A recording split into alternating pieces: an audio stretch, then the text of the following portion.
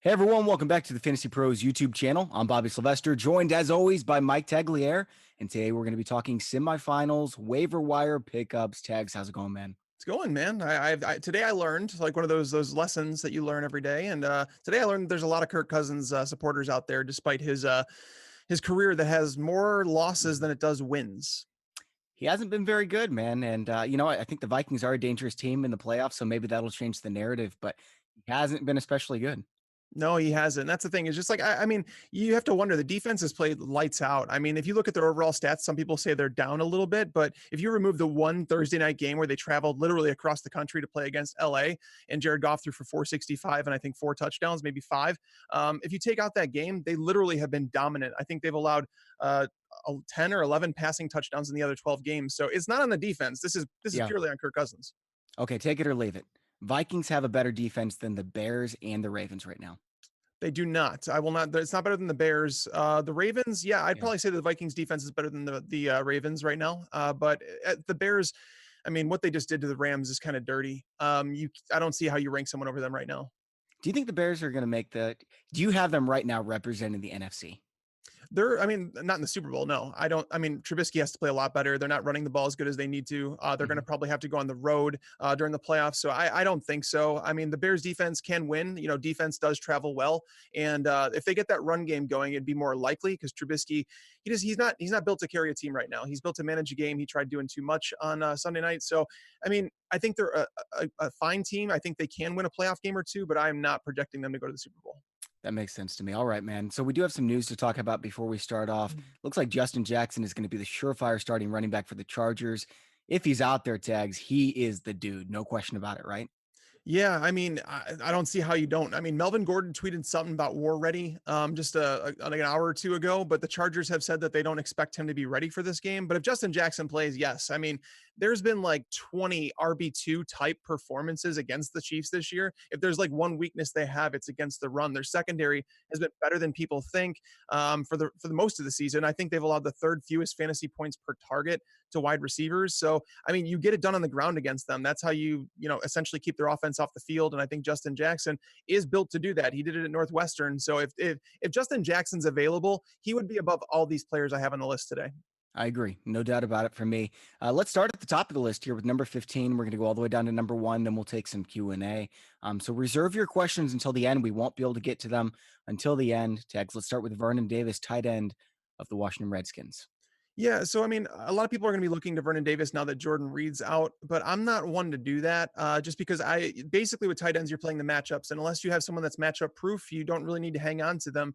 And Vernon Davis going up against the Jags this week. I mean, outside of Travis Kelce and Eric Ebron, they have not allowed another tight end more than 36 yards. That includes Zach Ertz, Evan Engram, Rob Gronkowski. So, I mean, he's playing with a 4th string quarterback in Josh Johnson. I mean, Vernon Davis himself is 34 years old. I just have no faith in this offense and don't want to attach my tight ends to a team that might not score, 17 points. I know that a lot of people aren't going to like to hear this, but you know what? I don't think Josh Jackson was that bad last week. He wasn't bad, but I mean, we're talking about a guy that's been in the league, I think, for 10 years now, and he's thrown I think just over 100 career passes. I started looking into him a little bit today. So, I mean, he's somewhat mobile, but I don't trust him as a passer or anything like that. I just feel like Vernon Davis is extra risky in a week that, I mean, it's week 15. We're talking about the fantasy playoffs. Do you want to play a second string tight end being thrown to by a fourth string quarterback against one of the best defenses in the NFL? I'll root for you, but I'm not going to do it myself. I'd rather play him Chris Herndon, who we're going to talk about Yeah. later. And, you and I big time disagree on this one. I don't think Vernon Davis is a great play. You've kind of talked me out of that. I don't have him in my top 10, but for streamers at the tight end position, I like him quite a bit. Tags, let's move on to our first wide receiver. It's Deshaun Hamilton of the Denver Broncos. And a lot of people are going to say, hey, Tim Patrick's the one that led the team in receptions and yards, but I like Hamilton so much more. Yeah, Hamilton is like, he's a phenomenal play, and like you have, like when you have Denzel Ward coming back for the Browns this week, it's going to be a tougher matchup. We don't know if Cortland Sutton's going to play. Apparently, he might not play. We don't know. Tim Patrick, that means he'd get Denzel Ward, which is not a great matchup. Brian Body Calhoun, he's the slot cornerback for the Browns. He's been mediocre throughout his career, nothing special. So it's not like a matchup you need to run from. I don't know if I need to play Deshaun Hamilton, but I do think he's worth a pickup. Like if you're looking for someone that's going to likely give you a wide receiver 4, wide receiver 5 type floor, I think he's fine. But Case Keenum, we can't forget, he's had 2 phenomenal matchups over the last 2 weeks and hasn't really done anything. I don't think he topped 14 fantasy points in either game against the 49ers or the Yeah. Bengals. So it's tough relying on one of his pass catchers, but if there was one that I would say probably presents the highest floor, it's probably Hamilton. Okay, what about Lamar Jackson? Do you prefer him or Josh Allen if you need a streaming quarterback? Because Lamar Jackson's banged up right now. He is banged up, and I just started researching this game actually, and it's really going to be worrisome because I mean you had Lamar Jackson who wasn't a great passer. They changed the offense. Then we heard before last week's game that the Ravens were going to incorporate Joe Flacco into the offense. They were going to mix in some snaps.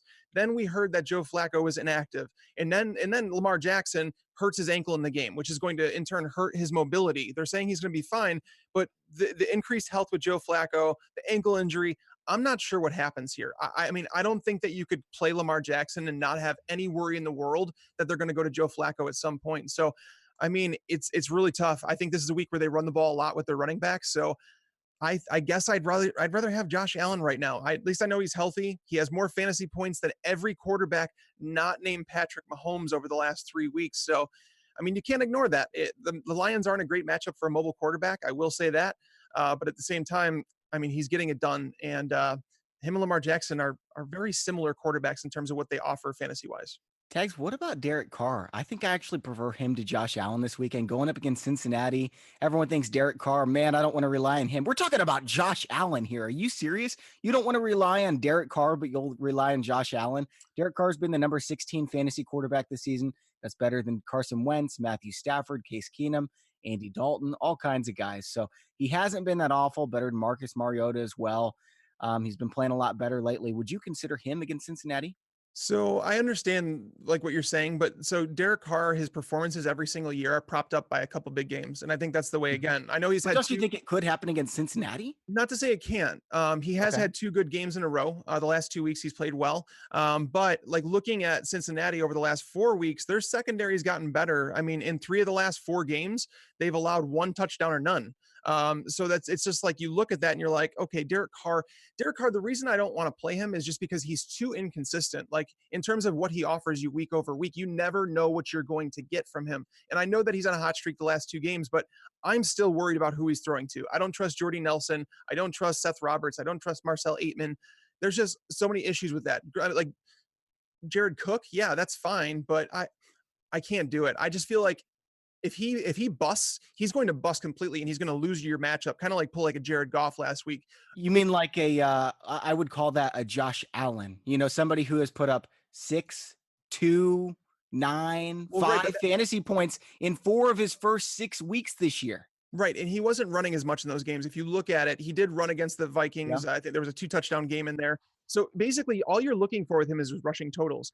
I think right now, with the way Josh Allen is playing, I think you're going to get at least a floor. I think you have at least a okay, 12-point fantasy floor with his passing and his rushing. Whereas Derek Carr, he could have a game with like legitimately 5 points. I could see that happening. I don't think it's going to against Cincinnati. And I mean, when it comes to rankings and things like that, I'll probably have Josh Allen ahead of Derek Carr. I don't think it's the worst play, Derek sure. Carr against the Bengals, because it just makes sense on paper. But I just can't trust Carr. I just know how inconsistent he's been throughout his career. Agree to disagree, man. We're talking about Reuben Foster. It is all on his legs. He's had 3 good games in a row with his legs. Before then, he did nothing. We'll see what happens. I'm rolling out Derek Carr there. Let's keep moving, though. We'll talk about Rashad Penny, who played well again last night, but Chris Carson is just the man. Yeah, Chris Carson's the guy there. I mean, Rashad Penny is just he's like a stash on your bench in case Mhm. something happens in week 15. And if something does, maybe you have him for week 16, you could plug him in as an RB2 because this team runs the ball 30 Yeah. plus times a game. I think they're averaging 32 rushing attempts per game. So that's stuff you can't find. So if Carson went down, you're looking at Penny walking into an 18 plus carry role. He doesn't get much work in the passing game, but he's still worth grabbing now just in case because he's one of those players that's available in most leagues that can make an impact if there were an injury in front of him. There is no sense having someone on your bench that you're not going to use this week or next week. You might as well go for a high upside guy. I like Penny for sure. I like Gio Bernard, but my number one guy would be John Kelly. And you know that, Tags. Yep. Backing up Todd Gurley. We saw him in the preseason. He is an absolute monster. And imagine if Gurley went down, Malcolm Brown's already down. John Kelly would get a huge workload. He's super talented, perfect offense. They never stacked the box against the Rams. And so I think John Kelly would he be a top 5 running back if that was to happen? I'd take him up right now. Yeah, I mean, I definitely rank him as an RB1. And just like that, the way that offense works and Mhm. the way it moves, and without Malcolm Brown, if something happened to Gurley, obviously you're looking at a situation where he'd be in line for 18 to 20 touches a week, and that's definitely viable. So, I mean, if John Kelly's out there, he's definitely the number one handcuff on my list right now. Obviously, it would require an injury, but that's what we're here for essentially. Like that's what your bench is there. Like there, don't leave guys off of it that you are not going to play. We're going to talk about a few Mhm. players coming up here where it's going to be extremely tough to think about starting them come maybe this week or next week. I'll tell you what, Tags, I was a lot more excited about number 11 on our list yesterday before we found out that Tyreek Hill is almost definitely going to play. Sammy Watkins is still out, so Chris Conley is going to start, but it's not a good matchup. Probably not as interested in picking him up now. Yeah, it's a little worrisome, but I mean the schedule is not good either, and that's the thing. That's one of the things I was looking at with Chris Conley, and like I want to say he still hasn't topped 30 yards in a game this year. He's relied on touchdowns, and that's fine when you have Patrick Mahomes throwing 3 touchdowns a game essentially. But looking at the schedule, I mean. If Tyreek Hill is out, I think that's actually beneficial. Or if he plays, I think that's beneficial for Chris Conley because that means that Casey Hayward would be the one covering Tyreek Hill, Yeah.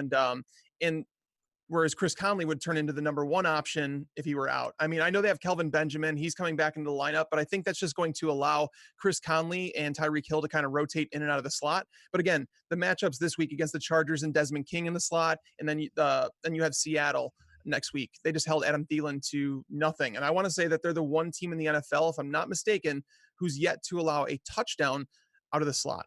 If I'm not mistaken, I think James Coe from NFL Next Gen Stats was he tweeted that out. So I wouldn't be surprised at all. Desmond King has been amazing. yeah, it's a great schedule. So I mean, it's just like you look at that and you're just like, that's the only reason I don't like Conley that much as a pickup. I just don't think I would use him.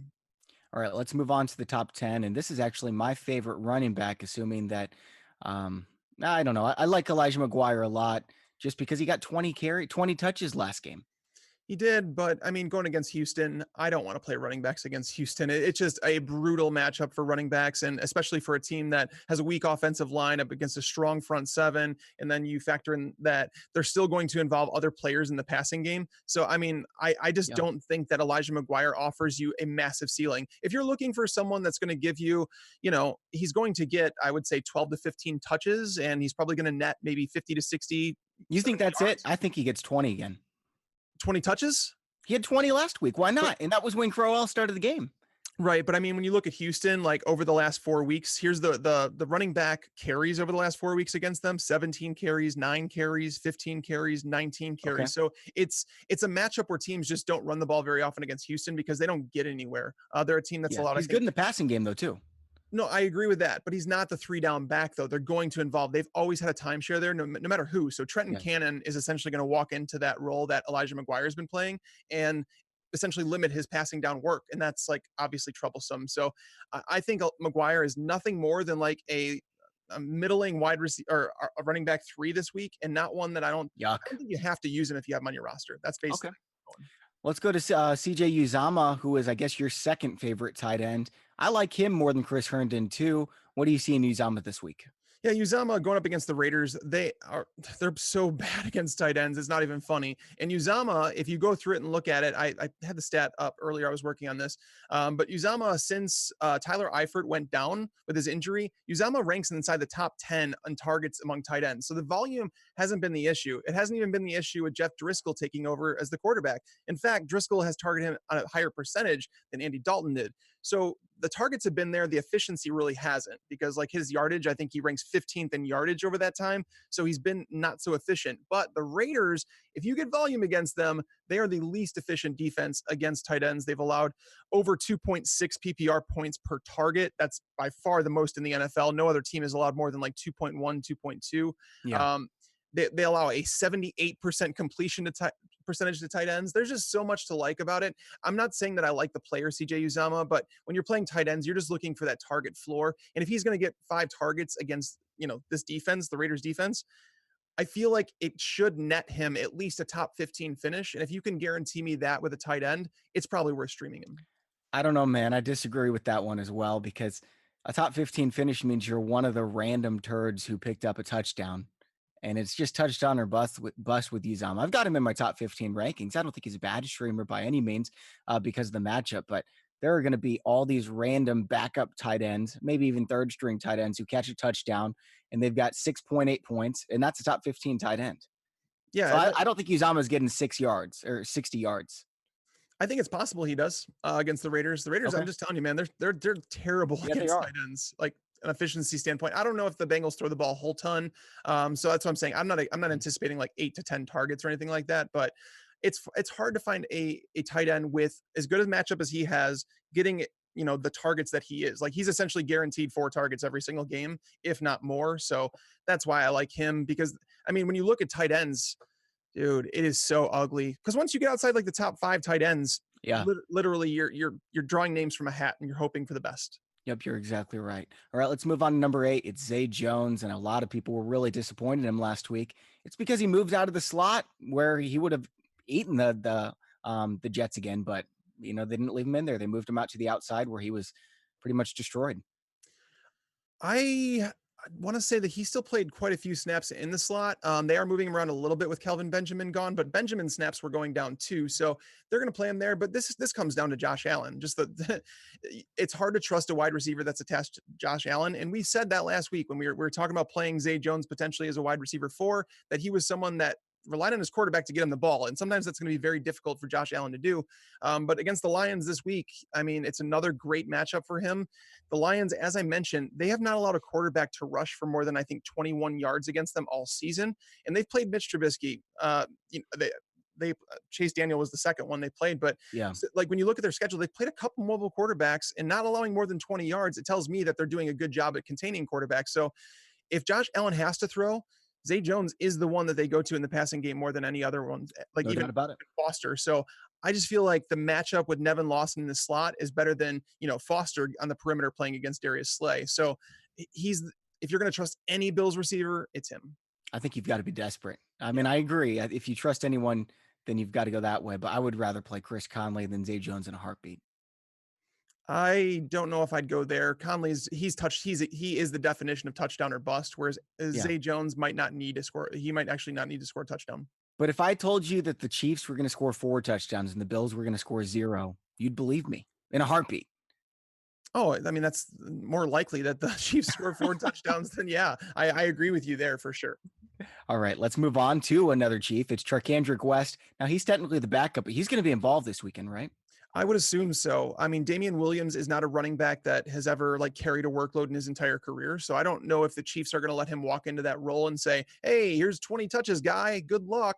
I don't think that Yeah. happens. I think it's more of like he's going to walk into maybe 12 carries per game, and he's going to see some passing down work, and then Charkandrick West is going to spell him, kind of the way that Damian Williams has done to Spencer Ware the last 2 weeks. So that's where I kind of lie with this. But Charkandrick West has shown the ability to carry, like to work on all 3 downs in this exact offense a couple years ago. Right. He did a good job. I mean, he faded as the time went on, but we know that he knows the offense. He can contribute. If you're looking for like a last ditch option that's available on most waiver wires and you need to toss him into a second flex spot, you could do worse from a player. Like if they keep Damian Williams in the same role, Charkandrick West might be the player that we kind of all overlook this waiver wire season, like in terms of this week, because a lot of us like Damian Williams, but it's very possible that Charkandrick West was signed to be Spencer Ware's direct backup and that Damian Williams would remain in the same role. Okay. Chris Herndon, tight end for the Jets. Tell me what I'm missing here because I don't see him as a top 10 waiver wire pickup. You've got him number 6. Yeah, Chris Herndon, it's all about the matchup this week. They're going up against Houston. This is not, as I mentioned with Elijah McGuire, they're not going to be able to run the ball. So you don't run the ball in Houston. You don't score touchdowns on the ground against Houston very often, and you're going to need to move the ball through the air.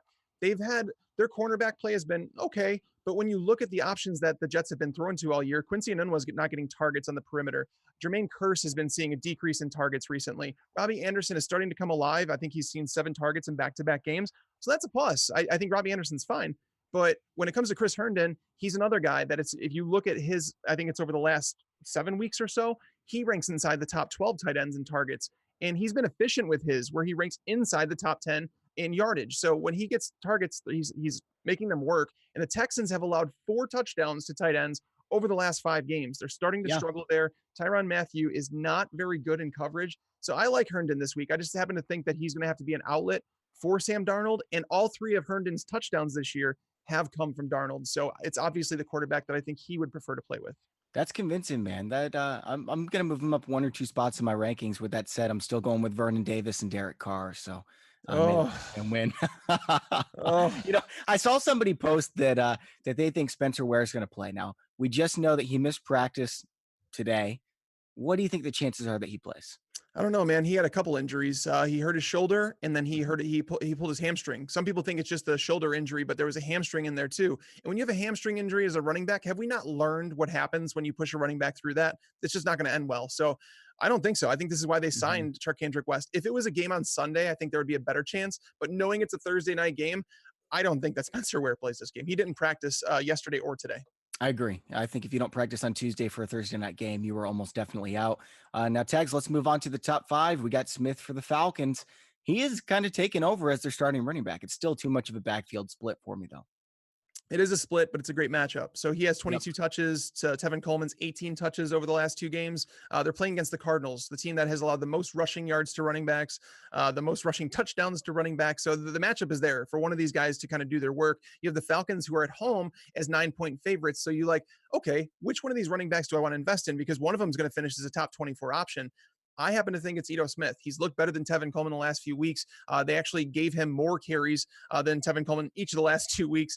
And like he just looks better all around. Like Tevin Coleman, I don't know if he's injured. I have no idea what's happening, but I feel bad for this guy because he's about to head into free agency at like the lowest part of his career. His career arc was kind of like going up and it just nosedived where it's That's how just it like, works, man.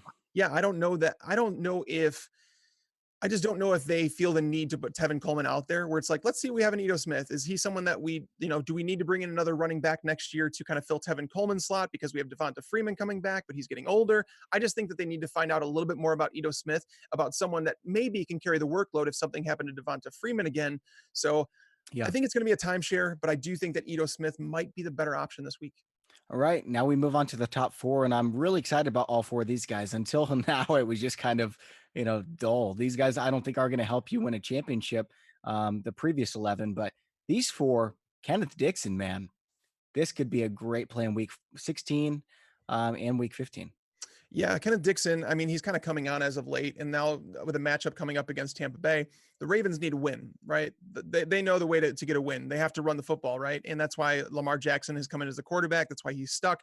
I don't know if he starts this Yeah. week, but even if he doesn't, I believe this is a team that's going to use their run game a ton against Tampa. It's been 4 straight weeks now where Tampa Bay has allowed at least 106 yards on the ground to running backs. They've really struggled over the second half of the season. They're allowing over 5.4 yards per carry in that time.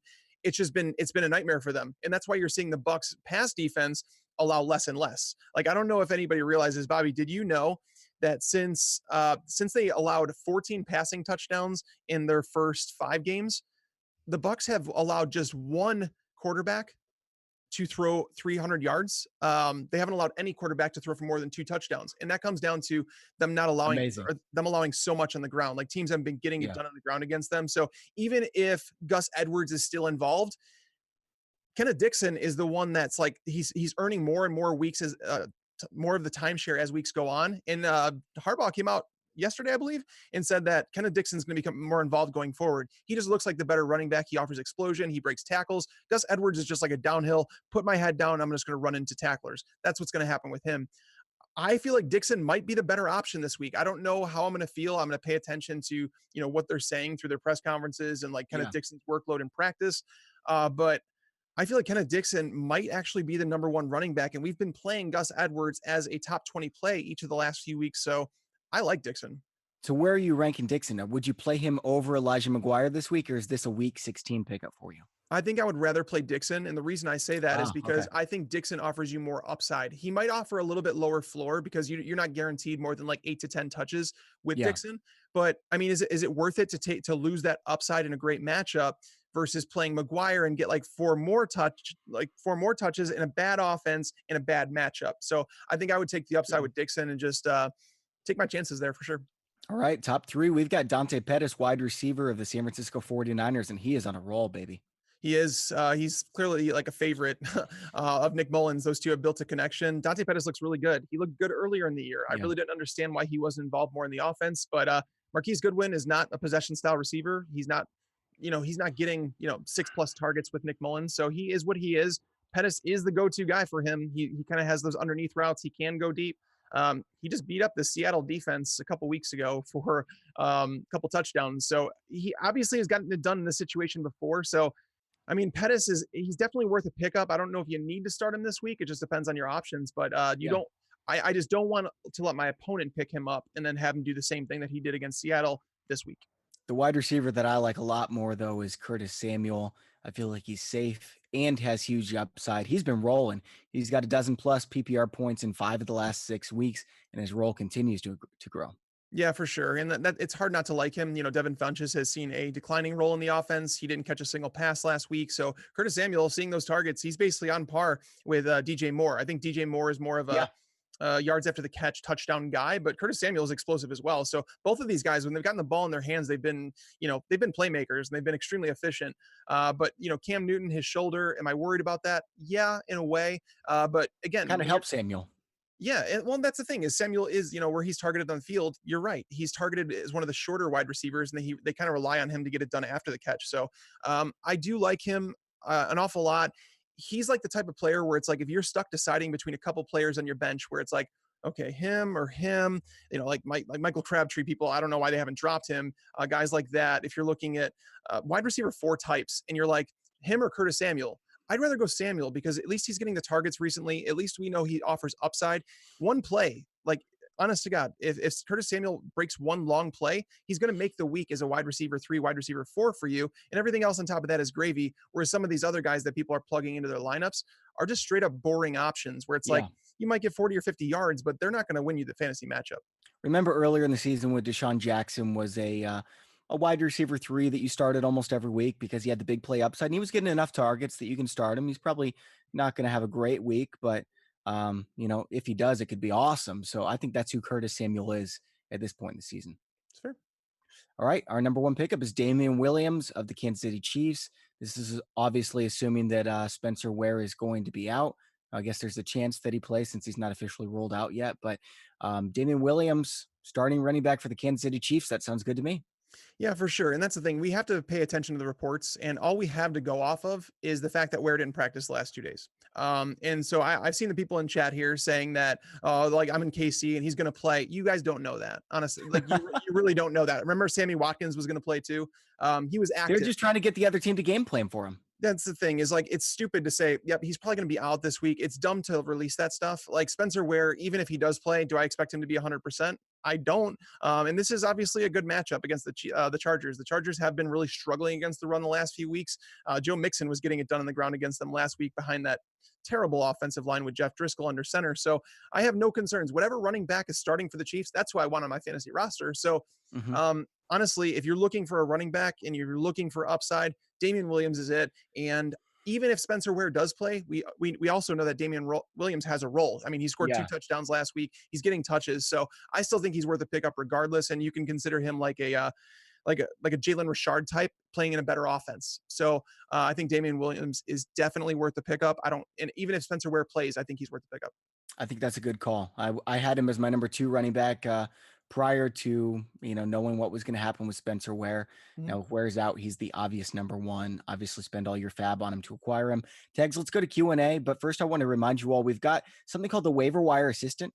So if you're hearing us talk about players and we haven't mentioned your guy, you can obviously go and check out our rankings and everything like that to see who we would pick up. But we also have the Waiver Wire Assistant, which is something through my playbook. You can upload one team for free.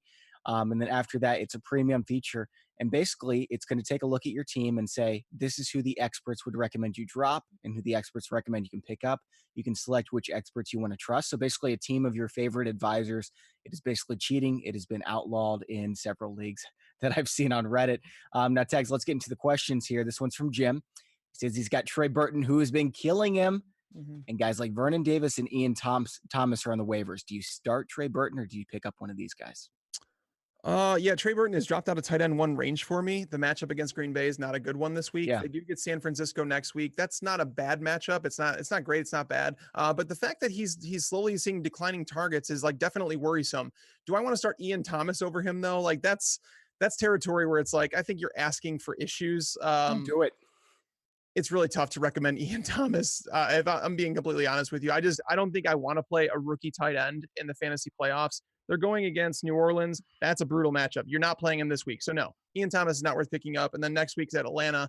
Atlanta has been actually really good against tight ends as well. Despite losing Yeah. their top safety for the year, they've been really good. So no, Ian Thomas is definitely not the one. Vernon Davis, Bobby can talk to you about that one. I just don't want to trust. I don't want to trust I'm Vernon playing Davis. Burton over Davis for what it's worth. I mean, I like Vernon Davis, but Burton has a more certain role. So, Yeah, and Trubisky's back. I don't think he's going to be 20 degrees in this game, is it, Tags? I mean, it is in Chicago again. I mean, today when I I took my son to the sitter, it was You I got to think like move, man. 25 degrees, so it was cold. So it's probably gonna be another cold day. But again, I'm gonna go Trey Burton here just because I know what his upside is in the offense. Yeah. Whereas like, I mean, Vernon Davis again, I just don't trust a fourth string quarterback throwing to my tight end in a tough matchup. Again, All right. Jacksonville is a tough matchup, so don't just look at numbers overall and think that they're a good matchup. It's not. It's a good way to put it. All right. Here's a good question: Curtis Samuel or Larry Fitzgerald, Tags? Ooh, uh, I think I'd probably go Fitzgerald because Depends on what type of league. PPR, I'm going Fitz. Half PPR, it's a coin flip, but I'd probably go Fitz.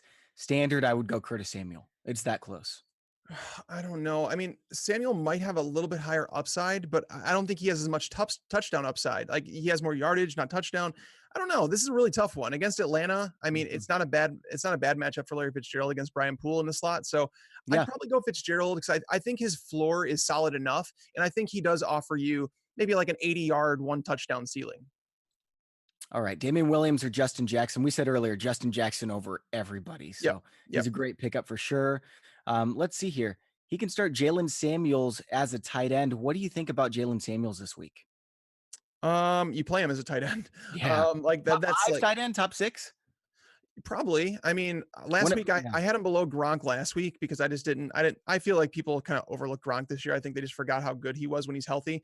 Yeah. But Jalen Samuels, he's probably going to be like my number 6 tight end. So I mean, he's definitely playable. You play him against New England. New England, it sucks because you try and find so many different trends in what they allow to certain positions, and there's really no trend. It's like they game plan differently every single week, so you could never tell. But I have a hard time believing that Jalen Samuels is going to be their primary focus come Sunday night, or it's not a Sunday night game. I'm sorry, that's not Yeah. Sunday night, but it's Sunday afternoon. That game should be a Sunday night game. I think that's what I was thinking. All right. This is a tough one from Luke. He needs us, he says, Tags. Cameron Brate or Chris Herndon at tight end? Cameron Brate or Chris Herndon. I'm gonna go Cameron Brate this week against Baltimore. If there's a weakness that they have, it's the Yeah. tight ends. And like the thing is, we like Brate, and like so many people were talking about Brate, like, oh, you guys said to bench Brate last week. Yeah, he had 2 catches for 12 yards, but we've been big advocates of Brate. Like we do Yeah. like him. You just kind of play them with tight ends. You want to try and play the matchups if there's like a brutal one for them. And New Orleans has been brutal, whereas the flip side of things, the Ravens haven't. They've actually been a defense to target with tight ends. So I think Cameron Brate is a decent play this week. Somebody said happy birthday to me. It's not my birthday. My birthday is on Christmas Day, but it got my attention, so congratulations. Would you drop Tevin Coleman for Damian Williams? I say yes. That's so tough. I'm surprised. I thought you were going to be a quick yes on this one as well. Well, because what are you going to get out of Tevin Coleman? I mean that's a real question, but at the same time, but they're playing against Arizona. That's the part where it's like so tough. They play Carolina next week. It's not a matchup. If we knew Spencer Ware was out, I'd say yes, definitely grab Damian Williams. But if we don't, I think Tevin Coleman has a similar role and maybe even a better matchup. They're so I close. think Williams gets twice as many touches this week. Maybe you're right. Yeah, I guess I would probably take Damian Williams. Because as I mentioned, I think he has a role even if Ware returns. So yeah, I guess I'll drop him for I'll drop Tevin Coleman for Damian There you Williams. go, baby. All right. This is a great question. I don't know the answer to it. So, Tags, this one is all on you. I don't know what to think. I actually have Derrick Henry in one league, and I can't decide if I want to start him. Can you tell me if Derrick Henry can take off again against the Giants this week? I happen to think he can. You look at what they've done. I mean, ever since trading away Snacks Harrison, they've allowed 5 of 6 teams to go for more than 110 yards against them. And they weren't even great rushing teams. Like when you look at the matchups they've had, they played against Adrian Peterson, the Redskins. They played against Matt Breida and the 49ers, Peyton Barber, Josh Adams, Jordan Howard and the Bears. Like you look at this and like that's their competition, yet they've really struggled against the run. They also lost Landon Collins, their stud safety, before last week. So I happen to think this is a great matchup for Derrick Henry. I tweeted out something earlier saying that he before his outburst in week 14, he had not topped 58 rushing yards in the last 16 games he played.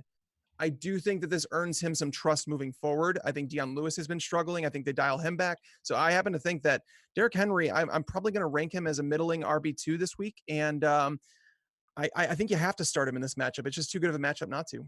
So last year, I don't know if you remember or not, but Derrick Henry had 117 yards against Jacksonville, went for a touchdown as well. Do you know what he did the following week? What did he do? Bad, I'm guessing. Oh, I'm sorry. He actually went into the playoffs and dominated. I was thinking earlier in the season when he went for 92 yards and a touchdown, and then the following 3 weeks he combined for less than 70 yards. Yeah, So he was. Yeah, people in the playoffs. He had the one good game in the playoffs, and that's the thing. I'm talking about regular season games, but in the playoffs, he had one good game, and then like after that, it wasn't great. I mean, yeah, yeah, looking at his game log from last year, I mean, it's not pretty. makes me so nervous. But again, it's the Giants. Like I was talking about, I would play LeGarrette Blunt against the Giants. Of course, I'm playing Derrick Henry, Oh right? yeah, against Jacksonville. So last year against Jacksonville, he had 28 carries for 51 yards in Week 17, but he had a 66-yard touchdown through the air. That's Mm-hmm. why he scored that much. But I was talking about more rushing yards because Yeah. he's not involved in the passing game at all. Like he sees maybe 2 targets, and that's like capping it. But I do think that Derrick Henry.